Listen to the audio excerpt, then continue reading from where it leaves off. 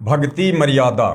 भक्ति मर्यादा यानी भक्ति को सफल करने के लिए मर्यादा का निभाना अति आवश्यक होता है।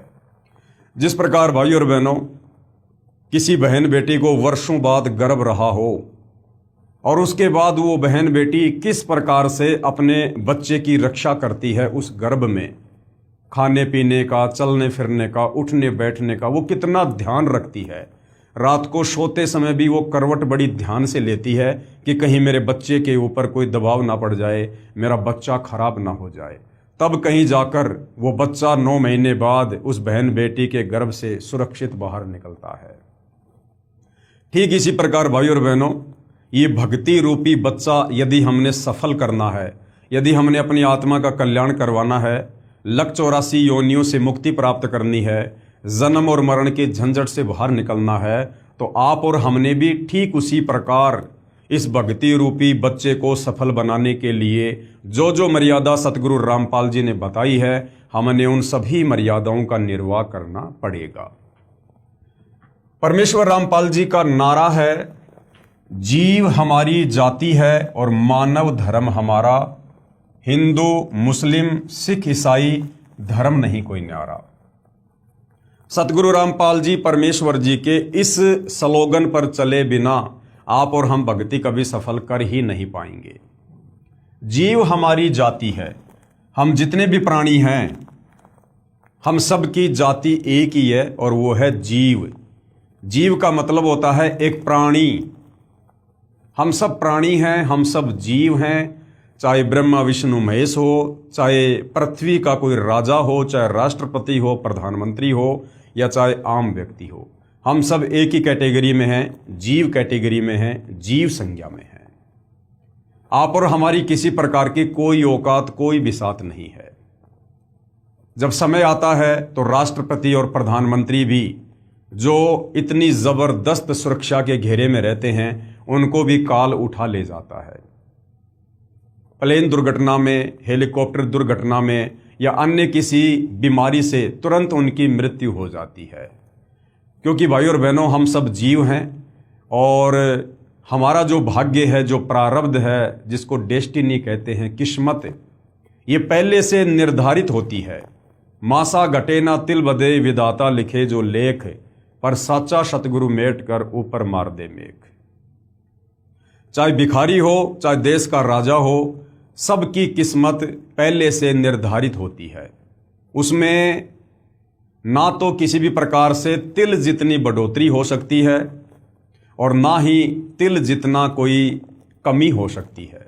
हाँ, यदि हम सच्चे सतगुरु तत्वदर्शी संत की शरण में आ जाते हैं और उनके बताए अनुसार भक्ति शुरू कर देते हैं, तो तत्वदर्शी संत स्वयं परमेश्वर होते हैं, परमात्मा जी होते हैं। फिर उनके हाथ में होता है अपने भगत की किस्मत को घटाना या बढ़ाना। इसके अलावा जीव की किस्मत को कोई भी नहीं बदल सकता है। तो हम सब की जो जाति है वो जीव है। आज हम भले ब्राह्मण हैं, यादव हैं, चमार हैं, धाणक हैं, जाट है, भले आपकी कोई भी जाति क्यों ना है, जो जातियां समाज में वर्तमान में प्रचलित हैं। परंतु भाई और बहनों, यदि हमने भक्ति सफल करनी है, क्योंकि आज से पहले तो हमें भक्ति का ज्ञान नहीं था कि भक्ति क्या है, और भक्ति की जानकारी नहीं है तो भला हम कैसे लक 84 योनियों से मुक्ति प्राप्त करते। तो अब हमें भक्ति का ज्ञान हुआ है, अब हमें भगवान का ज्ञान हुआ है, तो अब हमने हर प्रकार से निरअभिमानी होकर इस भक्ति मार्ग पर चलना होगा। इस काल के द्वारा समाज में जो जाति और धर्म की दीवारें खड़ी कर रखी हैं, आप और हमने इन जाति और धर्मों की दीवारों को लांघना पड़ेगा, तोड़ना पड़ेगा। मान लीजिए आज आपकी जाति ब्राह्मण है, जाट है, बनिया है या धाणक है, और आज आप जी उस जाति में जन्म लेकर फूला नहीं समा रहे। लेकिन भाई और बहनों, यदि हमने सत्य भक्ति नहीं की, तत्वदर्शी संत की शरण में आकर यदि हमने शास्त्र अनुकूल भक्ति नहीं की, तो कल को मरने के बाद हम लक 84 योनियों में जाएंगे। लक 84 योनि में फिर वो ब्राह्मण, वो बनिया, वो जाट, वो यादव, वो धाणक, वो गधा भी बनेगा, कुत्ता भी बनेगा, सूअर भी बनेगा, कौवा भी बनेगा। तो आज मान लीजिए कोई ब्राह्मण है, कोई यादव है, कोई जाट है, आज उसकी जाति ब्राह्मण है, कल को लक 84 योनि में जाने के बाद वो कुत्ता बनेगा, फिर उसकी कुत्ता जाति हो जाएगी, फिर अगली बार वो गधा बनेगा, फिर उसकी गधा जाति हो जाएगी। तो परमेश्वर तत्वदर्शी संत के रूप में आकर आप और हमें यही ज्ञान देते हैं कि बच्चों, यदि आपने भक्ति सफल करनी है, अपने सतगुरु को प्रसन्न करना है, लक 84 योनियों की भयंकर पीड़ा से मुक्ति प्राप्त करनी है, तो आपने जाति और धर्म की दीवारों को लांघना पड़ेगा। आपने अपने आप को एक जीव समझना पड़ेगा कि मेरी किसी प्रकार की कोई औकात नहीं है। आज चाहे कोई ब्राह्मण है, चाहे बनिया है, चाहे कोई जाट है, चाहे देश का प्रधानमंत्री क्यों ना है, यदि कल को उसको लकवा मार गया, पैरालाइसिस हो गया, उसका मुंह फटा का फटा रह जाएगा। मुंह में से मक्खी आएंगी और जाएंगी। जो आज से पहले धरती तोल रहा था, जमीन पर पैर नहीं रख रहा था, जाति के अभिमान में, धर्म के अभिमान में, पद के अभिमान में, आज घर वाले भी परमात्मा से प्रार्थना करते हैं कि परमात्मा इसको उठा लो, इसकी बेगार हमारे से नहीं की जा रही। वो जिंदा लाश बन के रह जाता है जो जाति और धर्म के अभिमान में फूला नहीं समा रहा था। तो आप और हमने यदि भक्ति सफल करनी है तो जाति और धर्म की दीवारों को, जंजीरों को तोड़ना पड़ेगा। आज मान लीजिए कोई हिंदू है, कल को मरने के बाद वो मुसलमान धर्म में जन्म ले सकता है, ईसाई धर्म में जन्म ले सकता है, जैन या सिख धर्म में भी जन्म ले सकता है। आज वो अपने आप को कट्टर हिंदू कह रहा है, कट्टर मुस्लिम कह रहा है, कल को मरने के बाद वो किसी दूसरे धर्म में जन्म लेगा। तो भाई और बहनों, ये काल का बहुत एक भयंकर जाल है, जिस जाल को आज से पहले कोई नहीं समझ पा रहा था, इस जाल को अब सतगुरु रामपाल जी ने आकर समझाया है, हमारे ही धर्मशास्त्रों से प्रमाणित किया है। तो अब आप और हमने भी जो विशेष बुद्धि हमें परमपिता परमेश्वर जी ने प्रदान की है, हमने उस विशेष बुद्धि का इस्तेमाल करना है, मानव बुद्धि का इस्तेमाल करना है, और हमने अपनी आत्मा के कल्याण के लिए हर प्रकार से निरअभिमानी होकर परमेश्वर रामपाल जी के द्वारा दी गई सतभक्ति को सफल करना है। तो गुरुदेव कहते हैं, जीव हमारी जाति है, मानव धर्म हमारा, यानी मानवता से बढ़कर कोई धर्म नहीं है। जिस व्यक्ति में मानवता नहीं है, इंसानियत नहीं है, दया नहीं है, वो व्यक्ति भले दुनिया के सर्वश्रेष्ठ धर्म से संबंधित क्यों ना है, वो व्यक्ति पशु का पशु है, वो व्यक्ति जानवर का जानवर है, और मरने के बाद वो सीधा लक 84 योनि में जाएगा। तो आप और हमने इन धर्म और जातियों की दीवारों को लांघना पड़ेगा। हिंदू, मुस्लिम, सिख, ईसाई धर्म नहीं कोई न्यारा।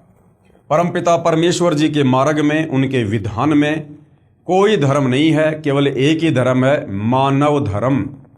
इसके अलावा हिंदू, मुस्लिम, सिख, ईसाई, जब आप सृष्टि रचना को पढ़ेंगे इस पुस्तक में आगे, तब आपको पता चलेगा कि ये जितने भी धर्म देश और दुनिया में प्रचलित हैं, ये सारे के सारे धर्म पिछले 4 से 5 हजार वर्षों में इस काल बलि के द्वारा बनवाए गए हैं, आप और हमें धर्म और जातियों में बांटे रखने के लिए।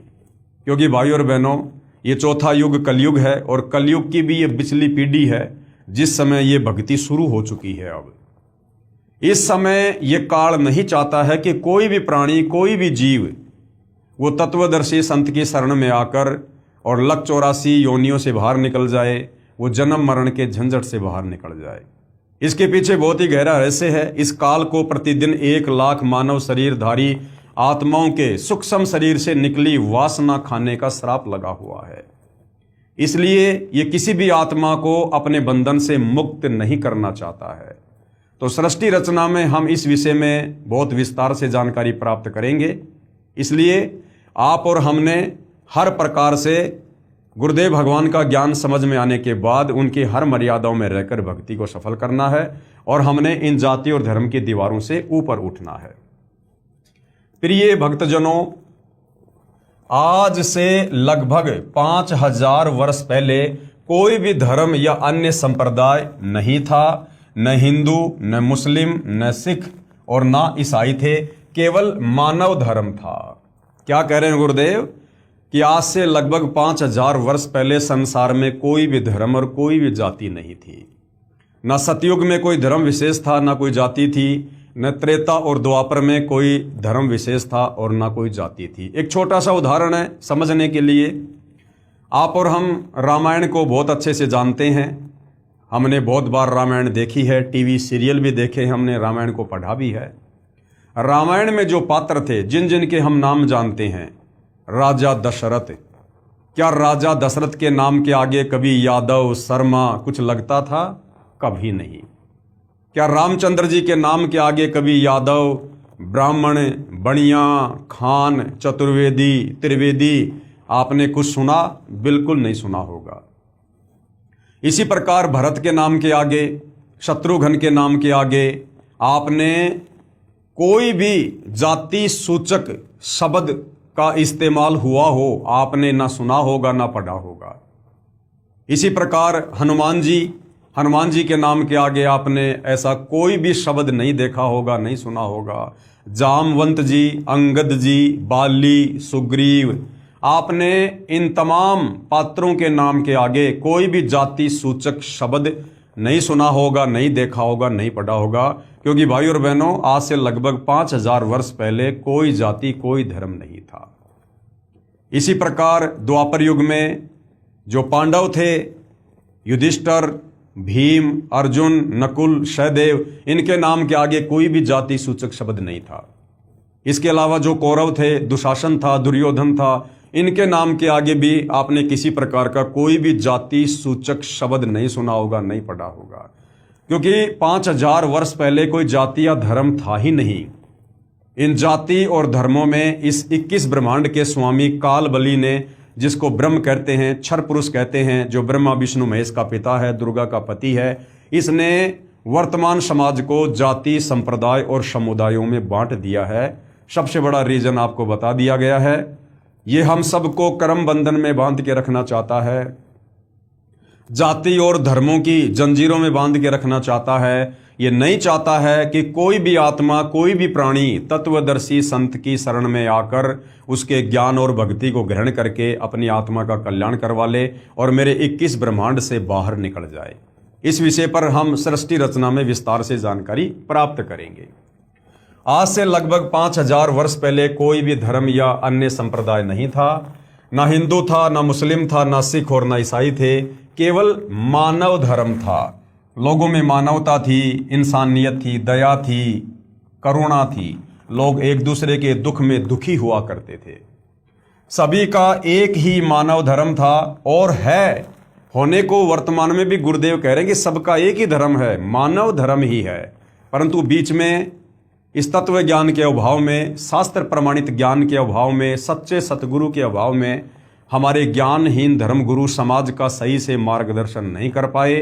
हमें शास्त्रों की उल्टी व्याख्या में उलझा दिया, जिस कारण से हम अपने धर्म को भूल गए, हम इंसानियत और मानवता को भूल गए, जिस मानव धर्म का अब पुनः सतगुरु रामपाल जी के अथक प्रयासों से उत्थान होगा। लेकिन जैसे जैसे कलयुग का प्रभाव बढ़ता गया, वैसे वैसे हमारे में मतभेद होता चला गया। मतभेद यानी हम जाति और धर्मों में बंटते चले गए।